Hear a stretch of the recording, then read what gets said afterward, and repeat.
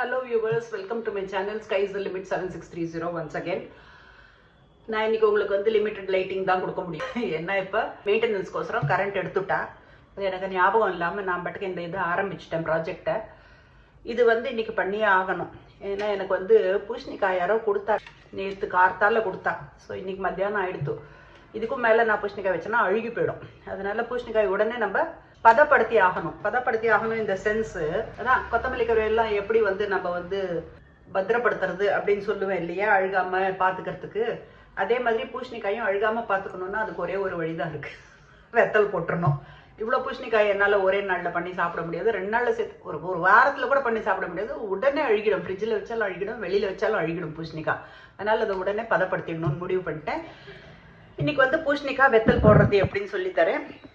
இது வந்து உரல் அரைக்கலாமா, அம்மியில் அரைக்கலாமா, மிக்சியில் அரைக்கலாமான்னு நான் யோசிக்கிறதுக்குள்ளேயுமே எனக்கு வேறு வழி இல்லை, உரலில் தான் அரிச்சாகணும். அதனால் இப்போ பூசணிக்காயை நம்ம தோலை சீவி எடுத்து வச்சுக்கணும். இந்த பூசணிக்காயில் நிறைய கால்சியம் இருக்குது.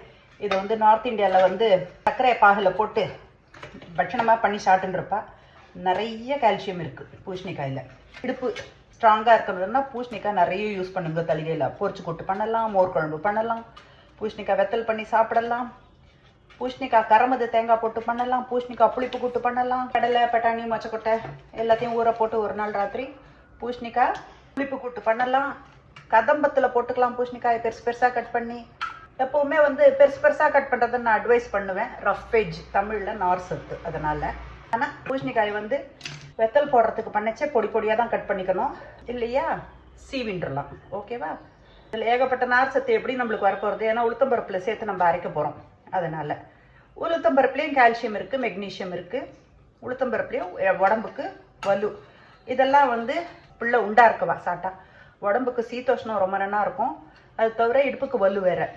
அதனால் ஸ்டாக் ஐட்டம் நம்ம என்னைக்கு குழம்பு பண்ணாலும் புளி குழம்பு பண்ணி அதில் இந்த தானை போட்டு சாப்பிட்டோன்னு வச்சுக்கோங்க, பூசணிக்காய் வறுத்து போட்டு எல்லா நியூட்ரியன்ஸும் அதில் அவைலபிளாக இருக்கும்.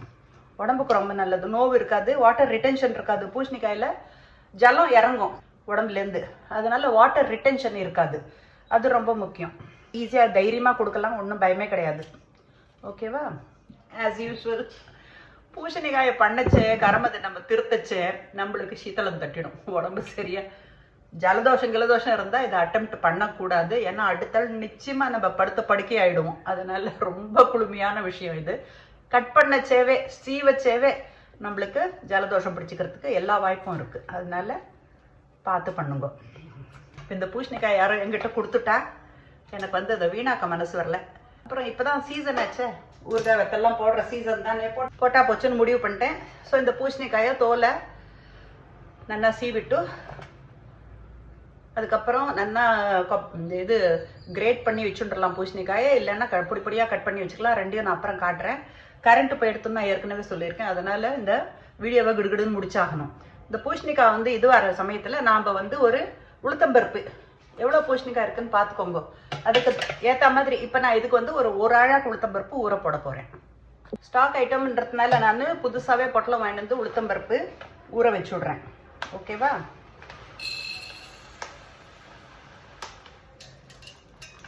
இது கிட்டத்தட்ட அரை அழாக்கு.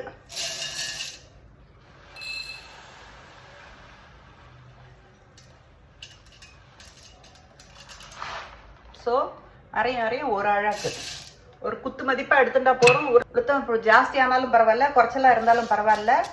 பூசணிக்காவோட வெத்தல் நல்லா தான் இருக்கும். உளுத்தம்பருப்பும் உடம்புக்கு நல்லது தான். அதனால் ஒரு அப்ராக்சிமேட்டாக எடுத்துக்கலாம். இதை நான் வழக்கமாக சொல்கிற மாதிரி 1/2 மணிலேருந்து 3/4 மணி உளுத்தம்பருப்பு ஊறுறது தான் கணக்கு. அது வரைக்கும் ஊற வச்சுக்கலாம். நான் மிக்சிலே போட்டுன்ட்டேன் ஊறுறதுக்கு, ஏன்னா நிறைய பாத்திரம் வேஸ்ட் பண்ண வேண்டாம் அப்படின்ட்டு. உளுத்தம்பருப்பு 1/2 மணிலேருந்து 3/4 மணி ஊறினா போகிறோம், அதுக்கு மேலே ஊற வேண்டாம். மறந்து போயிட்டேன், இப்போ தான் கொஞ்ச நேரம் முன்னால் சொன்னேன். கரண்ட் இல்லை, இருக்க வெளிச்சத்தில் தான் உங்களுக்கு நான் வந்து வெத்தல் போடுறதுக்கு சொல்லி தந்தாகணும். ஏன்னா பூசணிக்காய் வந்து அழுகி போயிடும், அதனாலன்னு சொல்லியிருக்கேன் தண்ணி விட்டுண்டு. அதனால் இப்போ நான் இதை மறுபடியும் பெரிய பாத்திரத்தில் ட்ரான்ஸ்ஃபர் பண்ணி வச்சுவிட்டேன். ஓகேவா? ஊறட்டும் 1/2 மணி. 1/2 மணிலேருந்து 3/4 மணி. அதுக்கு மேலே ஊறினா பிசுக்கு போயிடும். நல்ல பூசணிக்காய் நல்லா வந்து கோர்வையாக வராது. அதனால உளுத்தம்பருப்பில் பிசுக்கு இருந்தால் தான் உங்களுக்கு நல்லா வரும். நியூட்ரியன்ஸ்லாம் அதே மாதிரி ரீட்டைன் ஆகும். அதனால் பூசணிக்காயும் தண்ணி விட்டுக்கும். இதையும் வந்து நம்ம வந்து பிசுக்கு இல்லாமல் பண்ணோன்னு வச்சுக்கோங்க. அது ரெண்டும் மிக்ஸ் ஆனால் டேஸ்ட் இருக்காது, அந்த வாசனை இருக்காது. ஜெல்லுன்னு சொல்கிறாள்ல அது இருக்காது இங்கே நம்மளுக்கு. இப்போ இதை பொடி பொடியாக குட்டி க்யூப்ஸாக கட் பண்ணி ஒரு கேலண்டியூலாவில் போட்டுருங்க கட் பண்ணி. ஏன்னா இதில் தண்ணி விட்டுக்கும். தண்ணியோட போட்டால் பூசணிக்காய் அந்த உளுத்தம்பருப்பு இலகிடும். அதனால் நம்ம தண்ணி போகிறதுக்கோசரம் இந்த மாதிரி ஒரு கேலண்டியூலா சல்லடையாட்டம் பாத்திரத்தில் போட்டு வச்சுடலாம். கட் பண்ணியிருக்கேன் பாருங்க. ஸ்கொயராக குட்டி குட்டி க்யூப்ஸு. ஓகேவா? இப்படி கட் பண்ணி மெல்ஸாக கட் பண்ணி இந்த மாதிரி போட்டுட்டு இதே மாதிரி அகலத்தில் அடுத்த பக்கமும் இப்படி திருப்பி வச்சுட்டு போட வேண்டியதுதான்.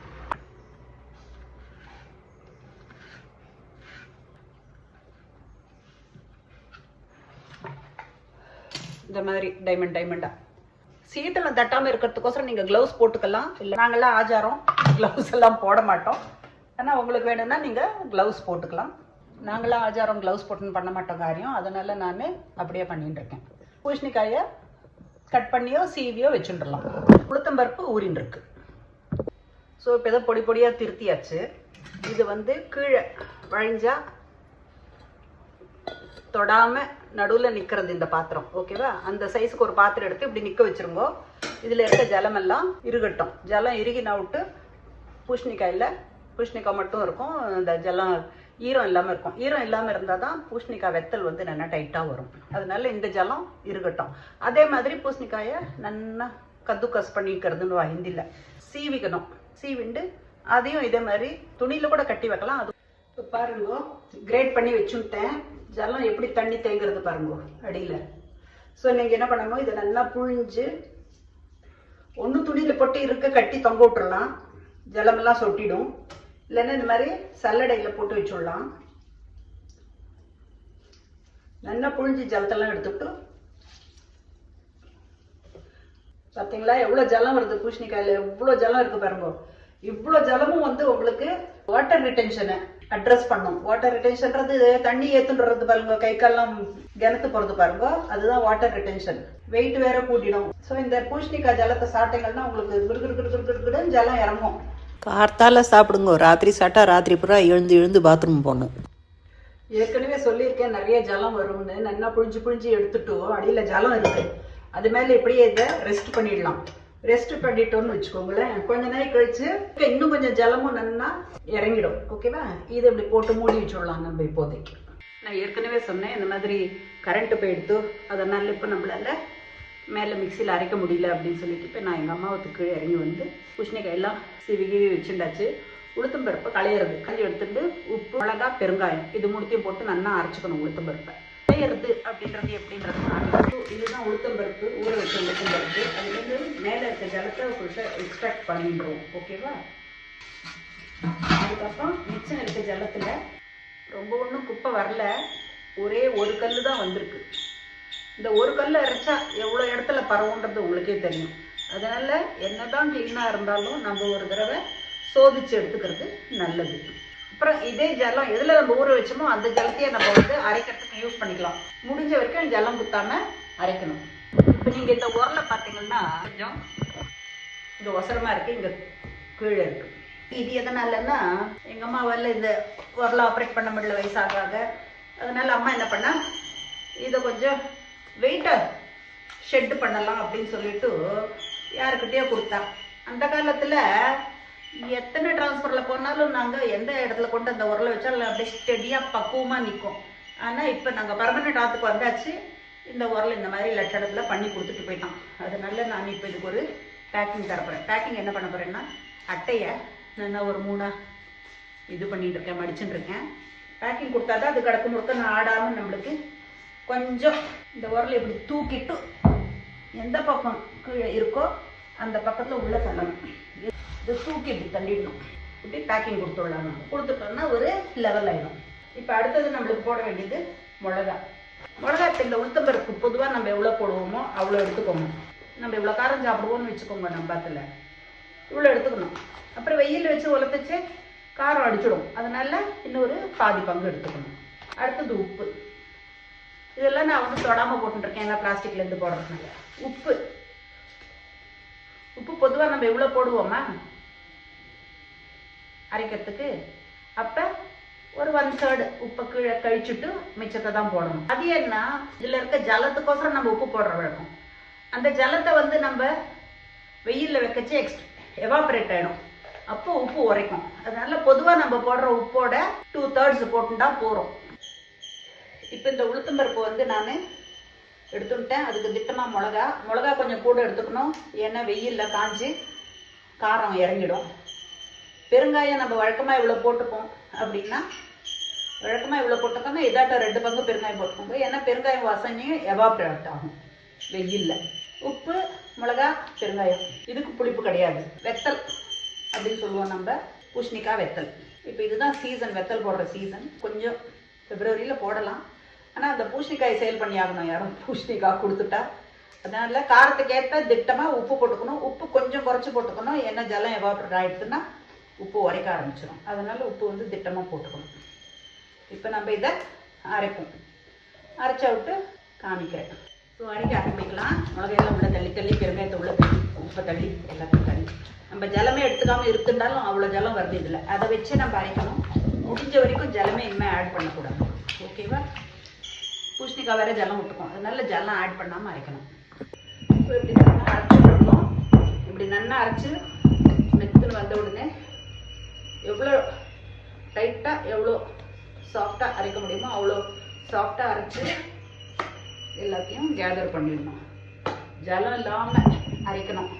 ஏன்னா இப்போ பூசணிக்காய் போட்ட உடனே டகார் அப்படின்னு தொலை ஆகிடும் மாவு. அதனால ஜலம் இல்லாமல் நல்லா டைட்டாக வடமாவட்டம் அரைச்சி வச்சுக்கணும். ஸோ இப்போ எல்லாம் வெயிலாக அரைச்சா கிடுகிடுன்னு எல்லா மாவையும் வந்து பூசணிக்காயோட மிக்ஸ் பண்ணி கிடுகிடுன்னு வெத்தலை நாம் உருட்டி வச்சுடணும். திட்டமாக மாவு எடுத்துப்போம். மிளகா கொஞ்சம் கூட, உப்பு கொஞ்சம் கம்மியாக, ஏன்னா ஜலமெல்லாம் எவாப்ரேட் ஆகி உப்பு வந்து உரைக்கும். அதனால் மிச்சம் மீதி ஏதாவது ஜலம் கூட இருந்தால் அதை நல்லா புழிஞ்சு விடலாம், ஓகேவா? புழிஞ்சுட்டே எடுத்துக்கணும். நிறைய ஜலம் விடும் பூசணிக்காய், அதனால் அப்பப்போ புழிஞ்சுக்கணும்.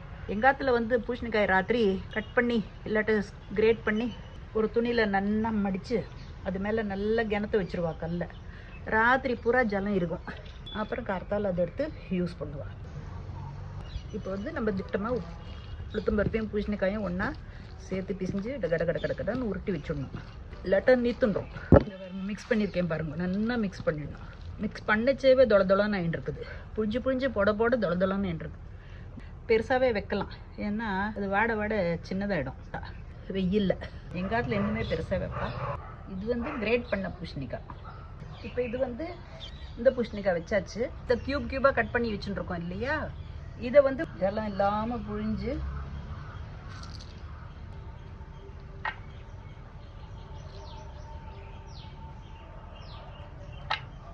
ஜலம் புளிய வருது பாருங்க. இப்படி வருது பார்த்தீங்களா? பூசணிக்காயில் கண்ணை பின்னான்னு ஜலம் வரும், நிறைய தண்ணி விட்டுக்கும். அதனால தான் வாட்டர் ரிட்டென்ஷனுக்கெல்லாம் இந்த பூசணிக்காய் சாப்பிட்டா 5 நிமிஷம் நம்ம உடம்புலேருந்து இருக்க எல்லா ஜலத்தையும் இறக்கிடும். மறுபடியும் இதை எடுத்து போனீங்கன்னா இதுலேருந்து ஜலம் வரும், ஏன்னா அது கண்டினியூஸ் ப்ராசஸ். பூசணிக்காயிலேருந்து ஜலம் கண்டினியூஸ் ப்ராசஸ். அதனால தான் நான் மாவை மிக்ஸ் கூட பண்ணாமல் பூசணிக்காயை தனியாக வச்சுட்டுருக்கேன். திட்டமாக மாவு மிக்ஸ் பண்ணி டக்குன்னு அது தளர்றதுக்குள்ளேயும் அதை அவ்வளோதான், 1 நிமிஷமாக ஆயிடுத்து பூசணிக்காய் வெத்தல். ரொம்ப நிறைய உளுத்தம்பருப்பு வச்சுக்க வேண்டாம், கோர்வையாக வந்தால் போகிறோம். நம்ம வந்து இதை போட்டு மிக்ஸ் பண்ண அந்த ஜலத்தில் மிக்ஸ் ஆகி இது தொளன்னு ஆகிடும் தன்னால். தானே ஒரு மாதிரி கோர்வையாக வந்துடும். கொஞ்சம் இடம் விட்டு பண்ணுறேன், ஸோ தட் இது தனியாக அது தனியாக எடுத்து பேக் பண்ணி வச்சுக்கலாம். தளிகை பண்ணிச்சு தனித்தனியாக பண்ணுறது நல்லது, ஏன்னா இது வந்து கொஞ்சம் வேகமாக தளிகாயிடும், இது கொஞ்சம் லேட் ஆகும். இதில் முழு பூசணிக்காய் இருக்கிறதுனால கம்பேரிட்டிவ்லி அதர்வைஸ் ஒன்றும் ஓஹோன்னு வித்தியாசம் கிடையாது.